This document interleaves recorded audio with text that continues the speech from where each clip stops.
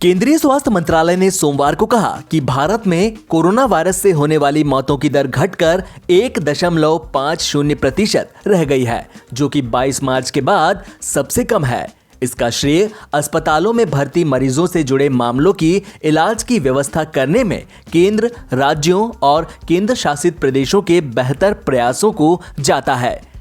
मंत्रालय ने कहा, राजस्थान, झारखंड, आंध्र प्रदेश, तेलंगाना, बिहार, ओडिशा, असम और केरल सहित 14 राज्यों और केंद्र शासित प्रदेशों में कोविड-19 से मृत्यु दर 1% से कम है। मंत्रालय ने कहा कि सरकारी और निजी अस्पतालों में प्रभावी रोकथाम रणनीति, जांच क्षमता में वृद्धि और बेहतर स्तर के चिकित्सकीय प्रबंधन मानकों की वजह से मौत के नए मामलों में काफी कमी आई है। मंत्रालय की तरफ से सोमवार सुबह 8 बजे जारी आंकड़ों के मुताबिक पिछले 24 घंटे में 500 से कम यानी 480 लोगों की महामारी के चलते मौत हुई है। स्वास्थ्य मंत्रालय ने कहा, भारत विश्व में सबसे कम मृत्यु दर वाले देशों में शामिल है। 22 मार्च के बाद मृत्यु दर सबसे कम है और यह लगातार कम हो रही है। देश में 4 मई को महामारी से जुड़ी मृत्यु दर 3.23% थी। ब्रिटेन में अस्पतालों को कोरोना वायरस वैक्सीन लगाने की तैयारी शुरू करने के निर्देश दिए गए हैं। अस्पतालों के स्टाफ को बोला गया है कि जल्द ही उन्हें ऑक्सफोर्ड यूनिवर्सिटी की कोरोना वायरस वैक्सीन का पहला बैच सौंप दिया जाएगा। अस्पतालों से यह कहा गया कि वे 2 नवंबर से शुरू हो रहे सप्ताह से कोरोना वायरस वैक्सीन को लगाने की तैयारी शुरू कर दें। ऑक्सफोर्ड की कोरोना वायरस वैक्सीन को इस महामारी के खात्मे के लिए गेम चेंजर माना गया है। अब तक के ट्रायल्स में इस वैक्सीन के प्रभावी नतीजे सामने आए हैं। कोरोना वायरस से अब तक 11,50,000 लोग मारे गए हैं। यही दुनिया की अर्थव्यवस्था कोरोना संकट की वजह से तबाही के दौर में पहुंच गई है। ऐसा माना जा रहा है कि ऑक्सफोर्ड, फाइजर और बायोटेक की कोरोना वायरस वैक्सीन को जल्द ही मंजूरी मिल जाएगी। ऑक्सफोर्ड की कोरोना वायरस वैक्सीन को AZD1222 और CHAdOx1 nCoV-19 नाम दिया गया है। इसे ऑक्सफोर्ड यूनिवर्सिटी ने एस्ट्राजेनेका के साथ मिलकर तैयार किया है। वैक्सीन का नेशनल हेल्थ सिस्टम क्रिसमस तक देश में 5 जगहों पर वैक्सीन लाने की सुविधा देने जा रहा है। इसके लिए NHS के हजारों कर्मचारी इन जगहों पर तैनात किए जाएंगे। हर दिन कम से कम 10,000 लोगों को कोरोना वायरस का टीका लगाने की योजना है।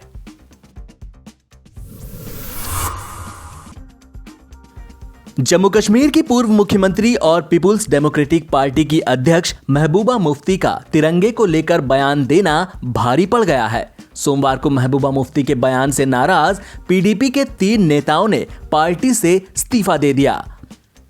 PDP से इस्तीफा देने वाले 3 नेताओं TS बाजवा, वेद महाजन और हुसैन ए वफा ने पार्टी प्रमुख महबूबा मुफ्ती को पत्र भी लिखा है, जिसमें नेताओं ने उनके बयान पर नाराजगी जताई है। महबूबा मुफ्ती ने बीते दिनों बयान दिया था कि जब तक घाटी में आर्टिकल 370 के निरस्त प्रावधान दोबारा लागू नहीं हो जाते, वह कोई भी झंडा नहीं थामेंगी। PDP प्रमुख महबूबा मुफ्ती को लिखे पत्र में TS बाजवा, वेद महाजन और हुसैन ए वफा ने कहा कि वे उनके कुछ कामों और बयानों, विशेष रूप से जो देशभक्ति की भावनाओं को आहत करते हैं, उनकी वजह से असहज महसूस कर रहे हैं। ऐसी स्थिति में उनका पार्टी में बने रहना मुश्किल है। इस कारण वे सब पार्टी से इस्तीफा दे रहे हैं।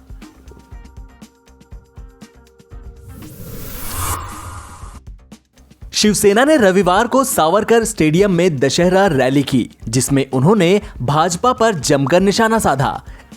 इस पर भाजपा ने पलटवार करते हुए कहा कि वे सावरकर स्टेडियम में रैली तो करते हैं, लेकिन उनकी प्रशंसा में एक शब्द भी नहीं बोल पाते। अब इसे लेकर पार्टी के राज्यसभा सांसद संजय राउत ने भाजपा पर हमला बोला है। उनका कहना है कि हमारी आलोचना करने वाले उन्हें भारत रत्न क्यों नहीं देते हैं। सावरकर जी के बारे में शिवसेना ने अपना स्टैंड, अपनी भूमिका कभी बदली नहीं। जब भी वीर सावरकर के बारे में किसी ने अभद्र टिप्पणी की, अपमान किया, तो हमेशा शिवसेना वीर सावरकर जी के साथ खड़ी रही। वीर सावरकर एक महान क्रांतिकारी थे, प्रखर राष्ट्रभक्त थे, हिंदुत्ववादी है। हमारा उनका एक इमोशनल रिलेशन हमेशा रहा। जो लोग हमारे ऊपर आज क्रिटिसाइज कर रहे हैं, मेरा उनसे एक ही कहना है, अब तक वीर सावरकर जी को भारत रत्न आपने क्यों नहीं दिया? मध्य प्रदेश के पूर्व मुख्यमंत्री कमलनाथ ने चुनाव आयोग से पुलिस के खिलाफ शिकायत की है। उन्होंने आरोप लगाए कि पुलिसकर्मी कांग्रेस कार्यकर्ताओं को डरा धमकाकर भाजपा के पक्ष में प्रचार करने का दबाव बना रहे हैं। इस मामले में कमलनाथ ने सोमवार को चुनाव आयोग से अलग अलग 4 शिकायतें की हैं। कमलनाथ ने दावा करते हुए कहा कि हमारे कई विधायकों के फोन आ रहे हैं, वे बता रहे हैं कि भाजपा उन्हें पैसे का ऑफर दे रही है। भारतीय जनता पार्टी को स्पष्ट लग रहा है कि इस चुनाव के क्या परिणाम आने वाले हैं। 10 तारीख की इतनी चिंता और इतना डर लग रहा है, 10 तारीख जिस दिन गिनती होगी, कि वे फिर से बाजार में चल पड़े हैं कि जो मिल जाए उसे खरीद लो।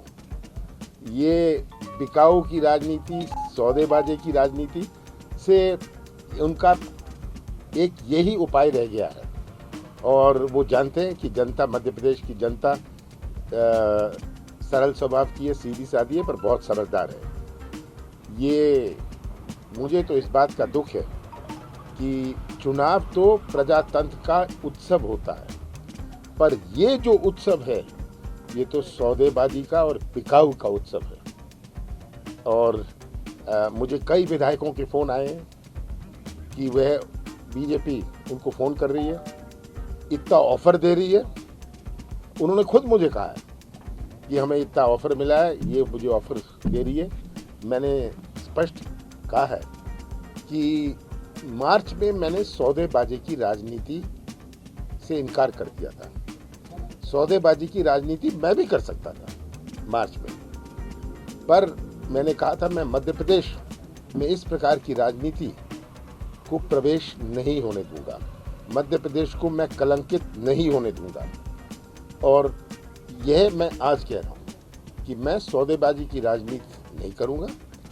जितना बीजेपी बाजार में घूमे, विधायकों को फोन करे, उनको तरह तरह का प्रलोभन दे, क्या आवश्यकता है? 10 तारीख तक इंतजार करें, जनता जो तय करेगी वो सबको स्वीकार होगा। तो इस बात से मुझे बड़ा दुख है और मध्य प्रदेश पूरे देश भर में इससे कलंकित हो रहा है कि सब समझ रहे हैं। जब एक साधारण गांव का व्यक्ति समझ रहा है कि किस प्रकार से और किस कारण से ये चुनाव हो रहा है, तो क्या देश की जनता नहीं समझती? मैंने इलेक्शन कमीशन को पत्र लिखा है, आज पत्र लिखा है कि ये निष्पक्ष चुनाव होना चाहिए। ये छोटे छोटे शासकीय कर्मचारियों पर दबाव डाल रहे, तुम जाके ये करो। और 10 तारीख के बाद सब अधिकारी और पुलिस कर्मचारियों को याद रखना चाहिए कि 10 के बाद 11 तारीख भी आएगी।